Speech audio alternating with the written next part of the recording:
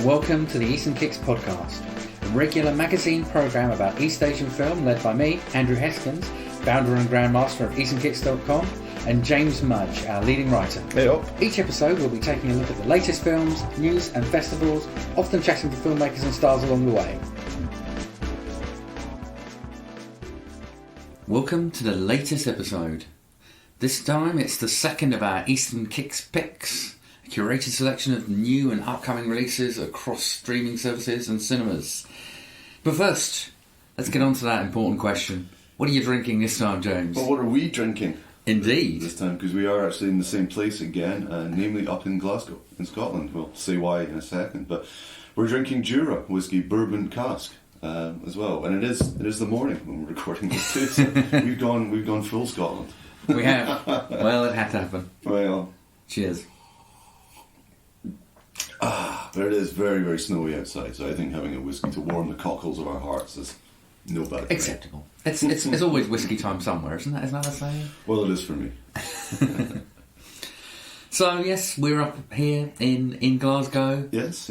We've been running the Focus Hong Kong screening program, which regular listeners will certainly know that we don't hide the fact that we run Focus Hong Kong. And so yeah, we've been at the Glasgow Film Theatre. We've had 3 films these days. We've had Nomad 4K Director's Cut restoration. We've had documentary Winter Chance UK premiere, and 2K with Story of Ricky, which is a very very varied program indeed. But yeah, very pleased to say it's gone very well. It's a good time. It's a good program to have, and we'll be doing more.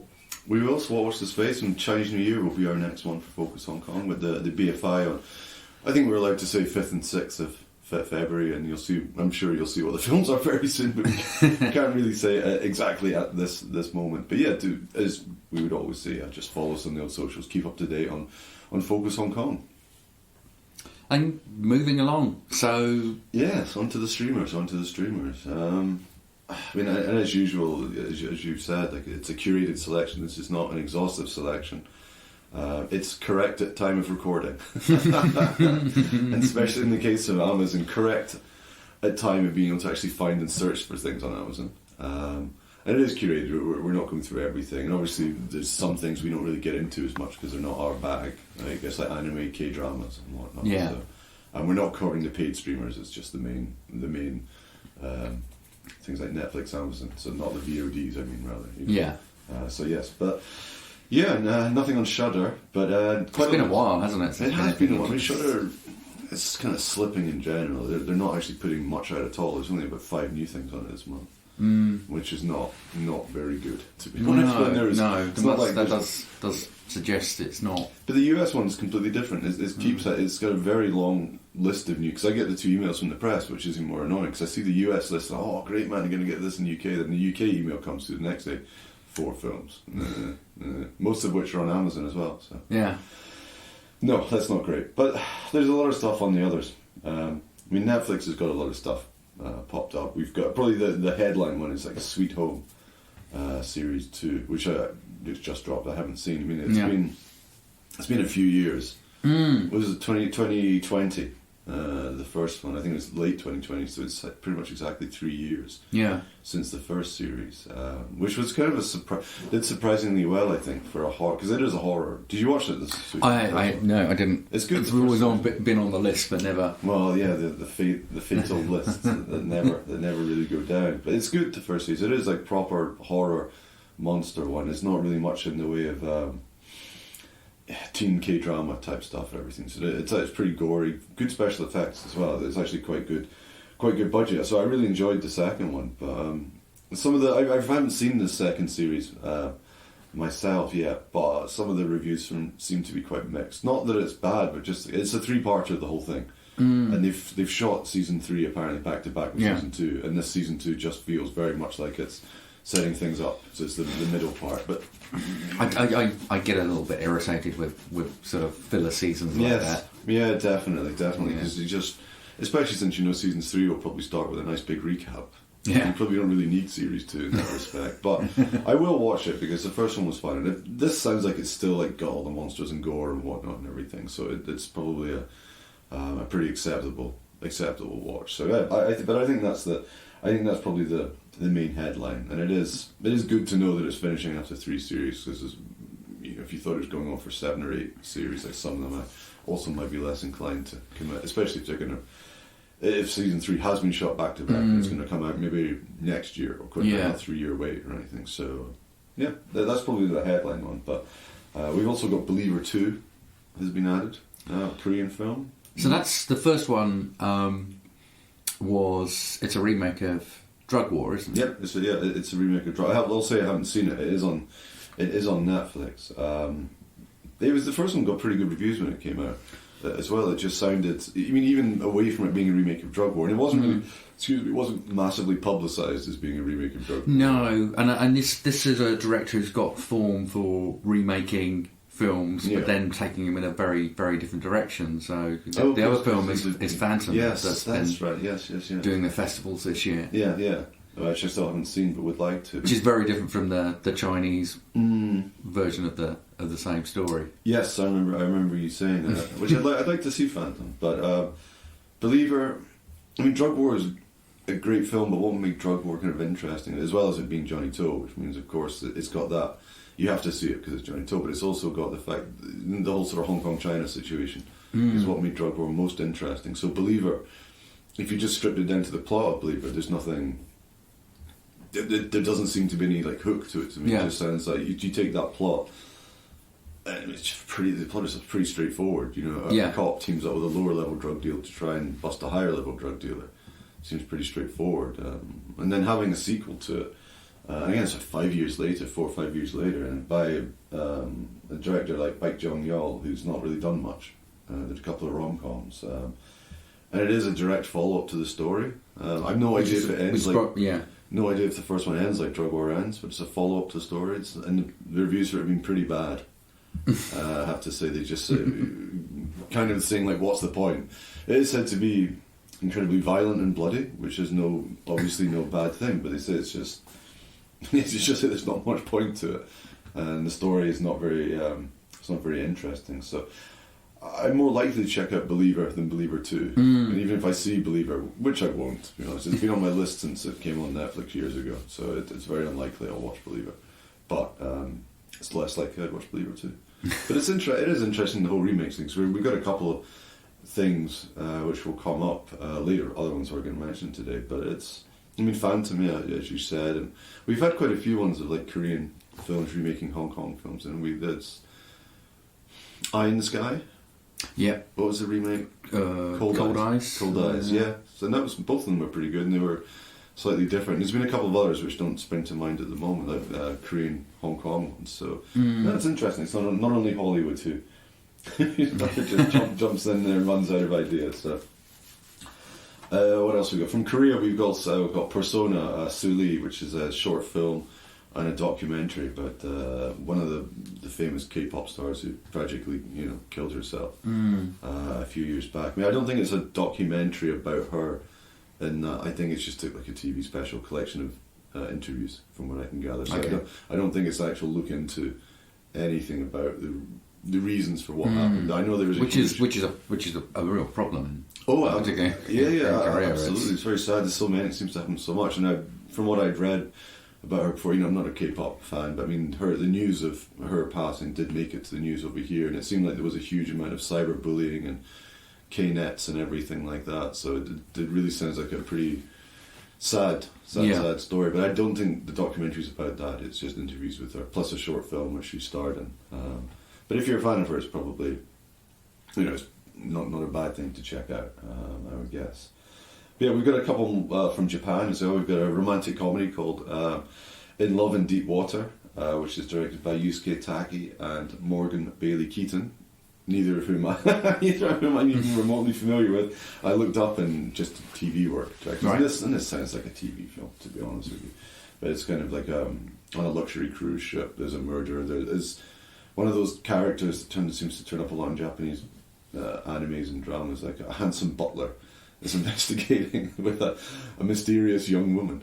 So romance, hijinks, and everything is kind of. It looks kind of like Poirot-ish or something like that. But it's described as being cute and whimsical. But it's it's got Rinko Kikuchi, and the acclaimed Japanese actress then, who's one of the few to actually do very well internationally as well. She was in like Babel, Brothers Bloom, Pacific Rim, Westworld. She was in loads of stuff. She's a really, really good actress. So it seems quite odd to see her in this.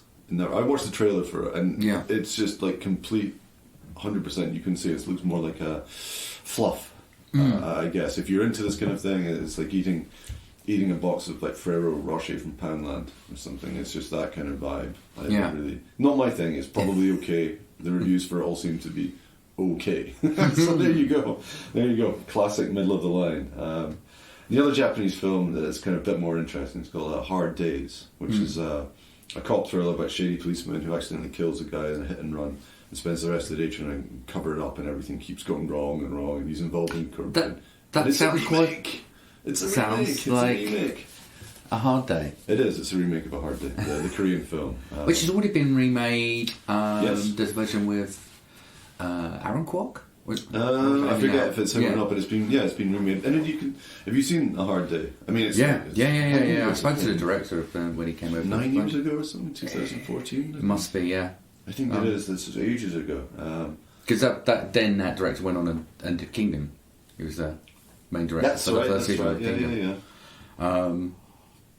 It's interesting. It's still getting remakes then. But you can and it worked. Yeah. Because it's like Miss Granny. It kind of it can sell in different territories quite easily. Yeah, it's like a high concept premise. We see comedy of errors, so it's not a hard one to remake because it's there's nothing particularly cultural or anything about it, and it's fun. It's not it's not too hard to understand, but it's kind of tricksy as you go through. But this one, I don't know, because I've seen the original. I can remember the original reasonably well. Yeah, and the remake I remember with the Hong Kong one is very, very. It's set in Singapore, I believe. Okay, but it is very like it. It's not. It doesn't actually detour much from the original. Yeah.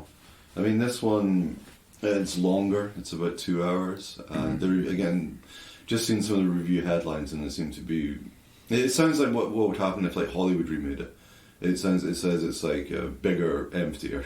It's kind of the consensus from the review headlines I've seen. But still, I don't know. I'm more likely to check that out than some of the other films. Because I'm interested. It's by the guy Michihito Fuji, whose name you won't recognise, but we talked about a lot because he keeps doing stuff for Netflix. He's the guy who did like The Village, the Family Yakuza one. He seems to make a film a year for Netflix, none of which I believe we've watched. But he's certainly very prolific.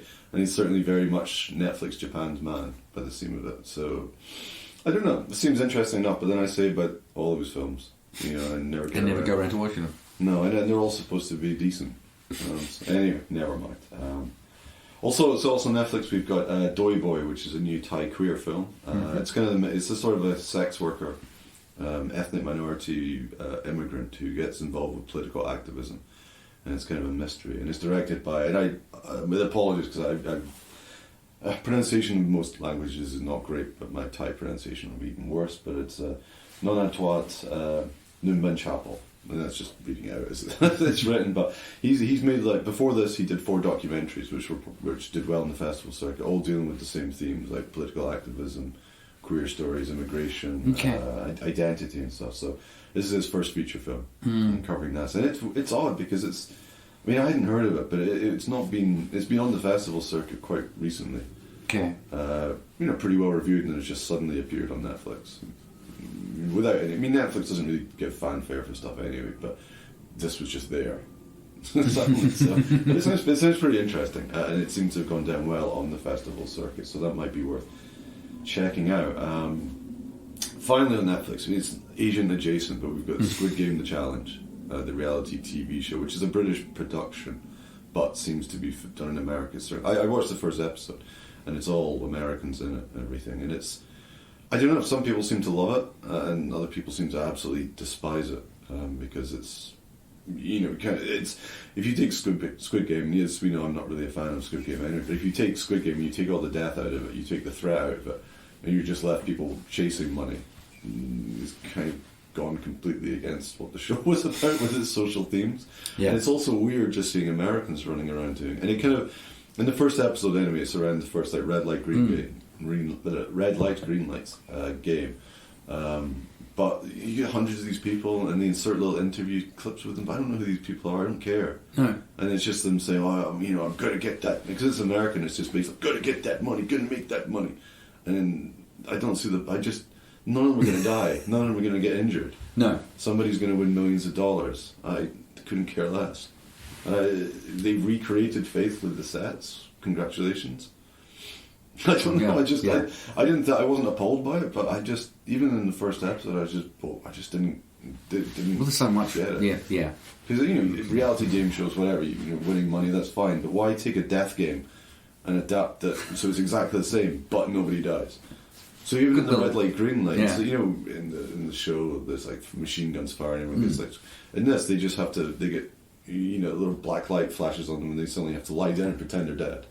It's stupid. Anyway, there's no point in ranting on long about it. But it's interesting. Maybe it gets better. I'm not going to find out. So there you go. But anyway, on to Amazon. I'm not just random like everything on Amazon. Like a new Amazon exclusive is a Ashiap Man. I think the pronunciation would be an Indonesian superhero film. It looks like a very sort of light-hearted superhero film. It looks very, very much like it's for the local domestic audience. I watched the trailer, and it's didn't really get it, to be honest, which is fair enough. It just seems an odd one for them to, because they actually highlighted this in their Amazon. And it's not connected to the Jacob Anwar. No. Superhero Not as far universe as that he's kind of created with his not friends. as far as I can tell. And this looks like a sort of comedy superhero one, if you know what I mean. So, fair enough. I mean, it's good. It's always good to see anything appearing, but I didn't really jump out at me. There's a lot more from Japan again as well. We've got The Family, the 2023 film, sounds incredibly standard. A moving tale of generations of a family overcoming difficulties and reconnecting. So that sounds like it's absolutely of zero interest. But it has actually got a lot of awards and nominations in Japan at their end of year's things, but I've not seen it playing any festivals or anything. Though we should say there are so many films from Japan called something with family in the title. Not just from Japan, but particularly from Japan. Oh no, yeah, from other countries, but yeah, particularly from Japan, whether they're Yakuza films or they're family films. So, but incredibly generic poster as well, of just a couple of faces of people crying. But it's directed by Izuru Norishima, who did Solomon's Perjury. Okay, yeah. So, good enough pedigree. So if you're into this kind of thing, then it's probably a pretty good example of it, but nothing there which is pushing me towards it. Another from Japan, which could file under, looks generic but is probably pretty solid, is Knuckle Girl, which is yet another female boxing flick about a female boxer who has to also try and save her younger sister from criminals. There's been so many of those female boxing films around from Japan over the last few years, and I've seen one or two of them, so I'm kind of all female boxed out. I don't really need another one. But it is the only interesting thing about it. It's directed by Hong Seung-yoon, who's a Korean director who did Death Bell and some other pretty fun schlock stuff. It's an old Japan cast, old Japan production, just him. So I'm not sure why, but it's not enough. It's not interesting enough to make me go on my way to watch it. Just because if there hadn't been so many other female boxing films around, I might have been more inclined, but not really. Also added from Japan, a couple of horror classics from 1964, Kwaidan and Onibaba, which we don't really need to get into because, I'm sure everyone's familiar with them. If you haven't seen them, then definitely check them out because they're both fantastic. Yeah. I had forgotten that Kwaidan was over 3 hours long. But 3 hours, I'm not. This is one of those rare occasions where I'm not going to criticise a long film, to be honest, because it's very much worth seeing Kwaidan and spending 3 hours on it. I've never seen either of them on a big screen, which I would love to do. Well, yeah, it was cut quite a lot. Wasn't There's different versions of it. Yeah, because there was a big deal when I'm sure at the time Eureka originally put the longer version out on DVD. Yeah, like whenever that was, probably about 2 decades ago. They made a big deal about it. I remember. Yeah, I mean I can't remember the full story, but there's definitely different versions. I mean, there's probably an Americanized version or something. So, but yeah, they're very worth checking out. And the other thing, we're not going to go through all of these, but pretty much all the Third Window films from a certain era. Plus, some new ones have been added to Amazon. I mean, officially as well. I mean, I've seen them like tweeting and posting about it. So it's And they're available. They're available for on Prime for free. Oh yeah. None of them are like VOD ones. So everything, from like Kamikaze Girls and all that, the Funky Forest films through to some of the more recent ones as well, like Haruka the Goblin.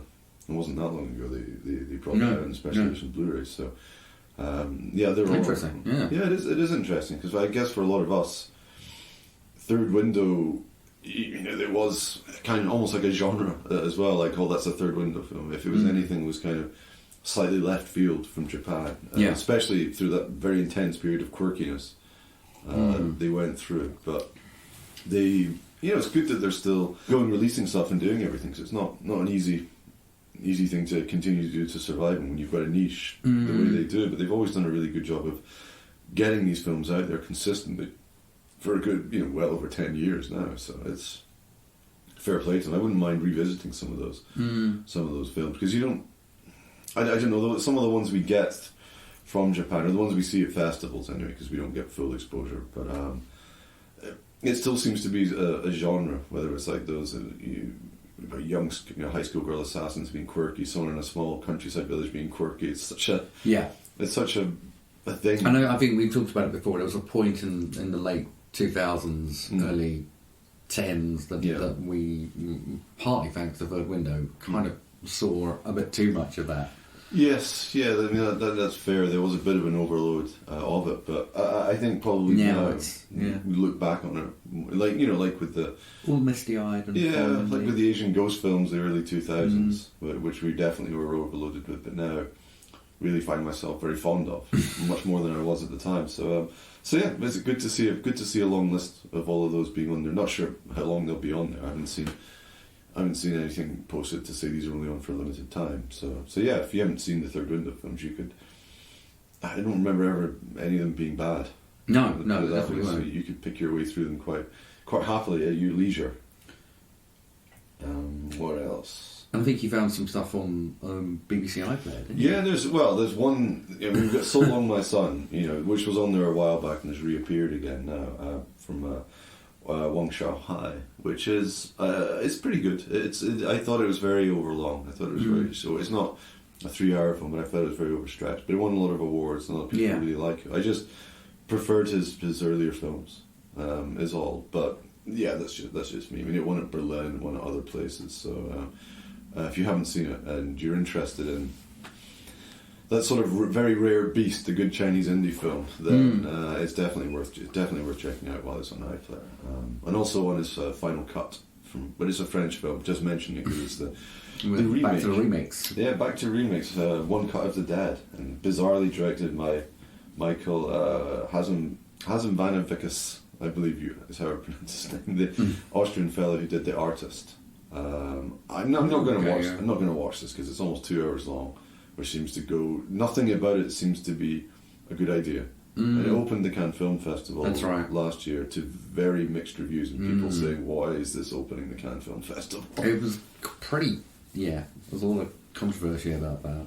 Yeah, a lot of people weren't impressed by.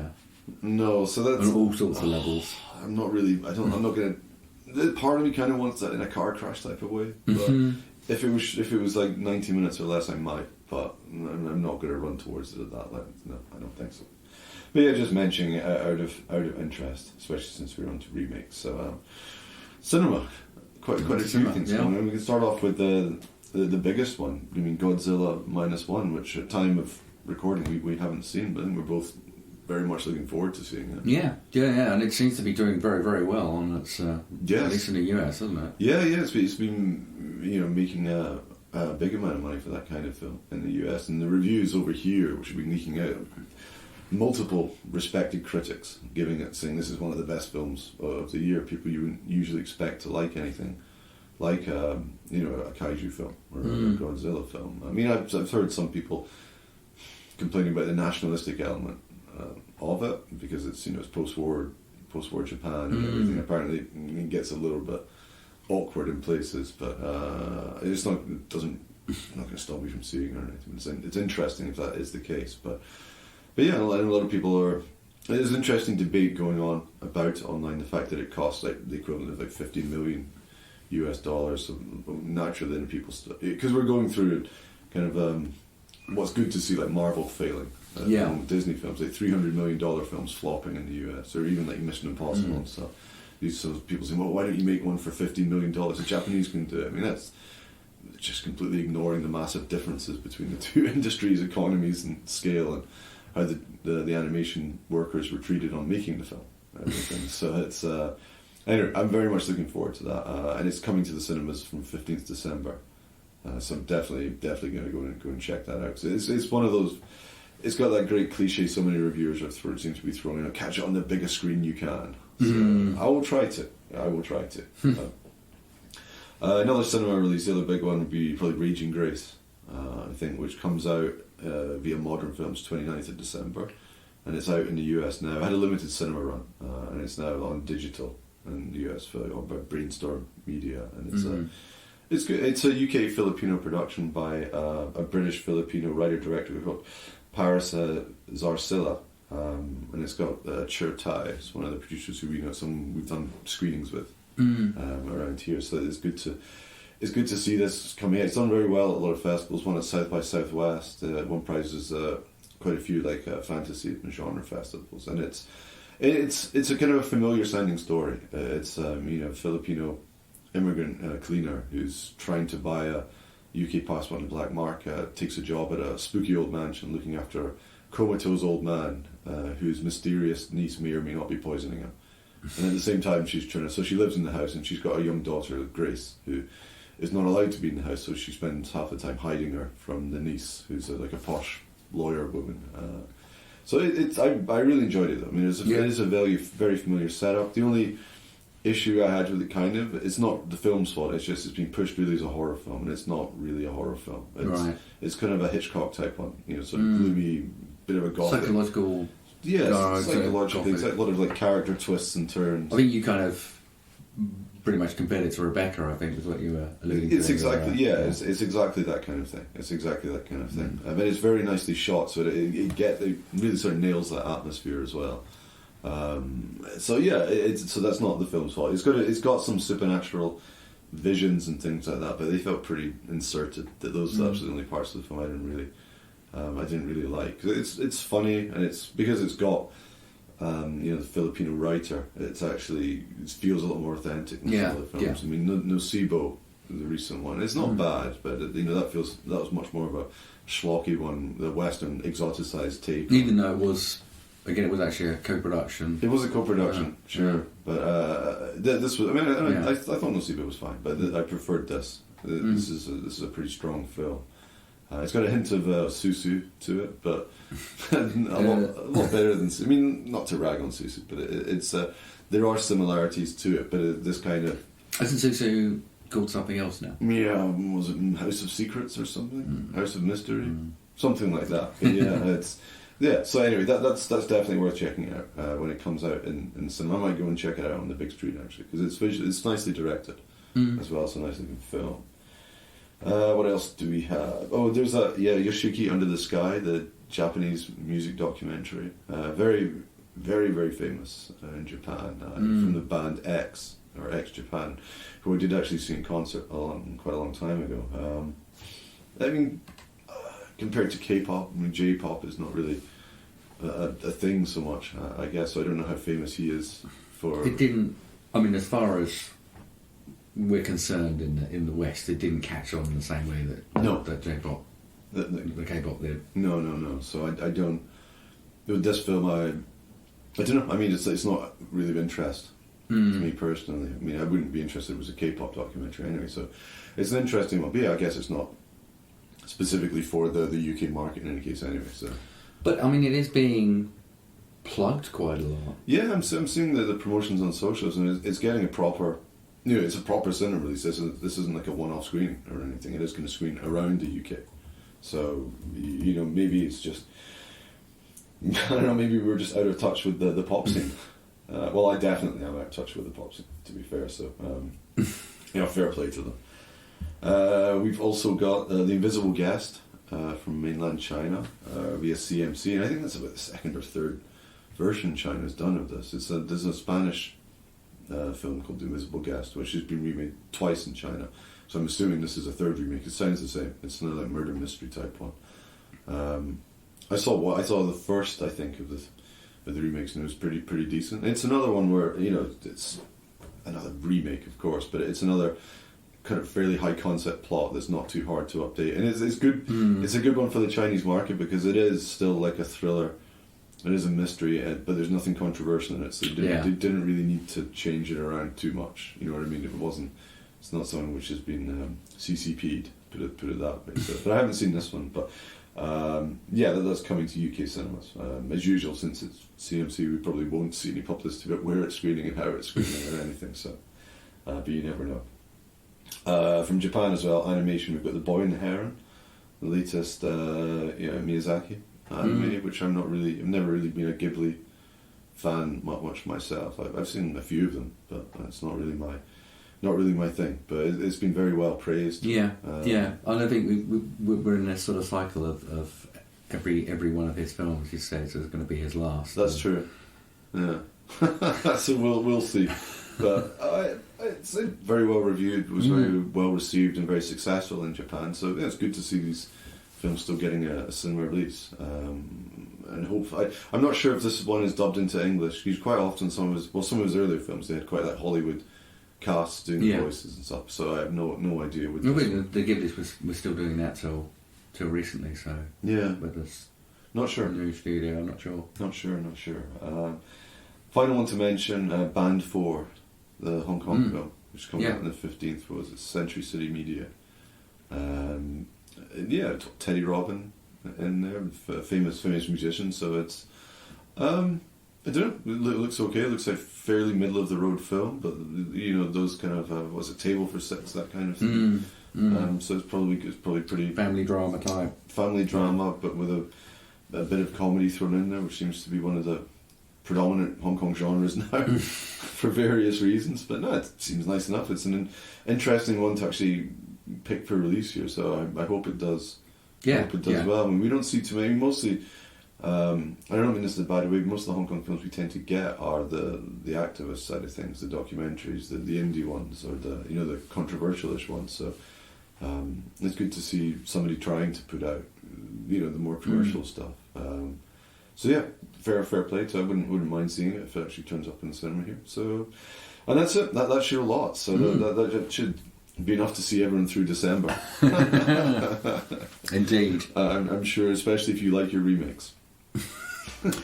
Yes.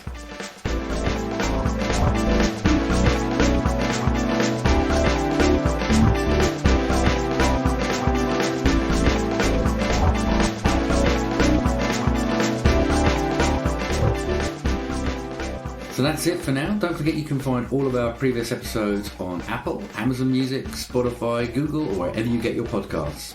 Subscribe now and you'll never miss an episode.